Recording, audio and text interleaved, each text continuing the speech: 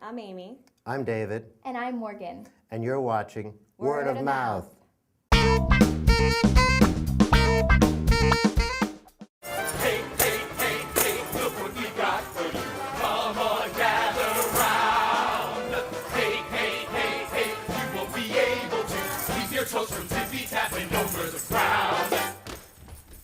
Sit back now, relax and get comfortable. Sad thoughts out of sight. Hey, hey, say hello to the minstrel men. Here to entertain you tonight. Tonight I saw the Scottsboro Boys. Scottsboro Boys is a musical that takes place in Alabama in the 30s. And what makes it really fascinating is it's a true story. It's about 9 young men who didn't know each other at first, who just happened to be on a freight train, and then they were going north to find jobs. And they're pulled off the train because there's been some fight on the train, and 2 white ladies accuse them of rape. There was no evidence against them. They were completely innocent, and it was in the Deep South. It was in Alabama, and they were basically railroaded, and it became kind of a hot-button issue in the U.S. To be honest, I was kind of nervous about it being a minstrel show because I didn't know how to react to it, but there was a little pamphlet that when you got in, it told you the history of the minstrel show, which I thought was interesting. The writers-directors decided to stage this as a minstrel show, which is a form of entertainment in kind of starting in the 1800s and early 1900s, that was basically a racist form of entertainment.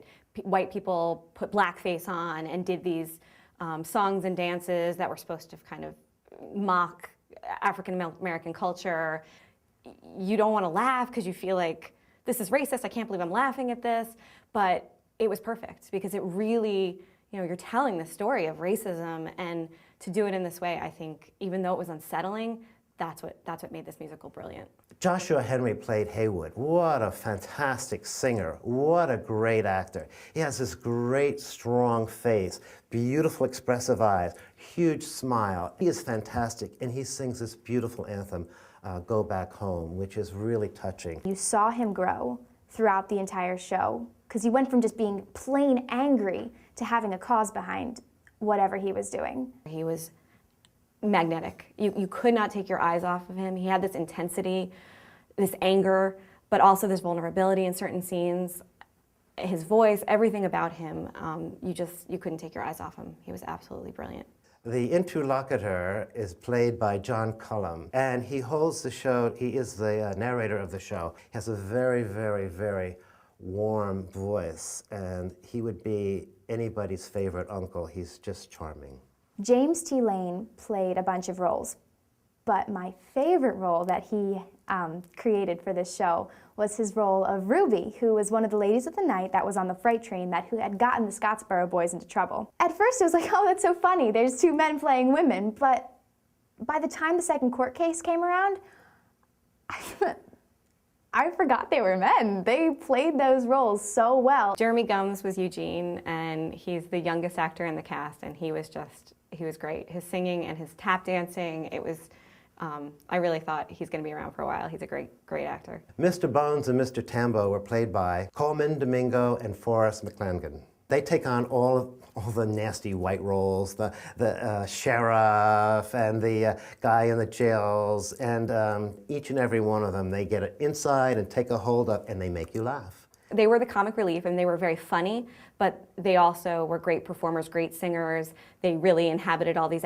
different roles that they played perfectly. Susan Stroman was the director-choreographer. I really felt that she found a wonderful way to bring this story together in a very, very clever, simple way, and wonderful dancing, wonderful staging, and I don't know how to say wonderful in any other ways except that she did a wonderful job. The taps, so on. And they had this whole bit with tambourines, and they were just like smacking them at different parts of their body to go along with the orchestra. You could tell that all of them had dancing under their belt, and they showed that in like certain solo parts of this show. Like they do like really like high kicks and turns and tourniquets, and it was really cool. I liked the music. I thought it was appealing in a modern way, but it also brought you back to a lot of the types of music that would both be in minstrel shows and the Deep South, and really brought a modern edge to that type of music. Every time there's a song my whole system bubbled up inside because these songs are so gosh darn good.